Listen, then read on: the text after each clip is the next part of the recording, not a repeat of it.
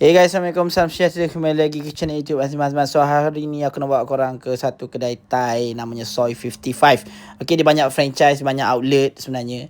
Tapi yang ni outlet yang aku pergi ni yang baru buka kat Bangi. Dekat section 9. So memang cantik outlet dia. So kedai Thai yang ada ID macam ni selalunya tak mengecewakan lah.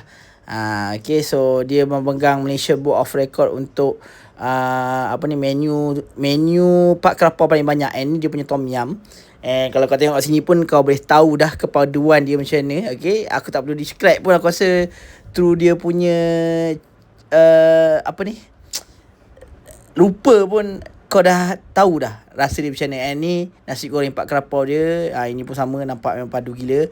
So kita try dulu dia punya tom yum. Okay, ni aku nak try dia punya tom yum. And I would say bila aku makan je, aku hirup je kuah dia tu, aku rasa that bomb of flavors tau. Dia macam tom yum dia tu memang pekat gila, padu gila. Memang aku tak tahulah nak cakap macam mana. Kalau kau pernah makan tom yum yang sangat padu, that's what I've tasted lah. Bila aku rasa ni memang padu kau, pedas cukup rasa, masam dia, manis dia, umami dia, savory dia, semua ada lah. Memang secukup rasa, segala condiment, segala perkakas yang dia letakkan dalam tu semuanya rasa.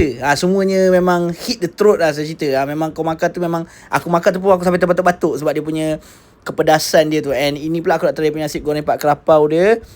And ini pun sama. Okay, pak kelapau yang sedap sebenarnya. Dia kena ada rasa, dia bukan setakat manis saja, tapi dia kena ada pedas-pedas dia. And I would say bila aku makan nasi goreng pak kelapau dia ni, cukup pedasnya, cukup manis dia. Okay, pedas daripada cili, manis daripada segala sos atau kicap yang dia letakkan dalam masakan tu. And dia rasa macam rasa herbs daripada basil leaf yang dia letakkan sekali tu. Pada aku, combination rasa tu memang sangat padu. Dan no wonder lah dia pegang rekod untuk dish pak kelapau. Okay guys, so untuk kedai Soy 55, bila kau gabungkan masakan Thailand, okay, masakan Thailand yang padu dengan interior design yang very, orang kata, modern and very cafe like, nothing will go wrong lah. Aku boleh cakap macam tu lah. Sebab okay, selalunya masakan-masakan Thai yang authentic, yang rasa dia padu macam kat Thailand tu, selalunya akan kau dapat bila kau pergi gerai-gerai ataupun kedai-kedai tom yum yang maksudnya very, orang kata, very down to earth punya style lah kan. Very kedai tom yum punya style lah. Maksudnya dengan lampu-lampu warna-warninya, lampu panel floor warna-warni letak kan. Maksudnya macam memang kedai biasa.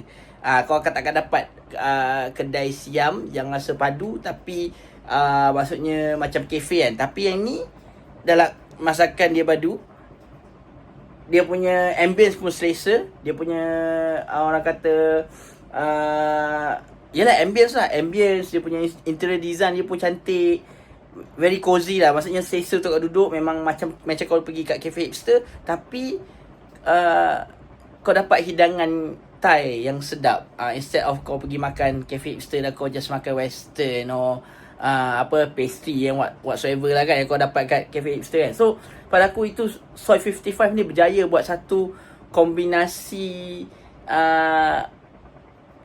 yang berjaya lah. Okay, maksudnya kedai siam tapi membawa konsep cafe hipster, macam tu. So yeah, pada aku dia punya owner has done a great job. Okay, dengan rasa masakan dia memang definitely memang rasa authentic macam masakan Thai yang real. Faham tak? Maksudnya tom yum dia padu gila, memang kick gila. Memang bila aku makan tu memang hit the throat, memang sedap. Okay, so cukup rasa dia punya pak kelapau pun, aku macam mana cakap, one of the best pak kelapau yang pernah rasa lah. Okay, untuk Soy 55. And memang ternyata memang no wonder lah they deserve that Malaysia Book of Record lah. Dia punya Book of Record tu, dia dapat the most menu for pak kelapau macam tu lah. And tak mengecewakan lah. So pada siapa yang memang peminat tegar pak kelapau, you should go and try it lah. Okay, so I will give rating of 9.5 out of 10 untuk Soy 55. Itu saja untuk kali ini. Jangan lupa like, share dan subscribe. Jumpa lagi di next video. Bye.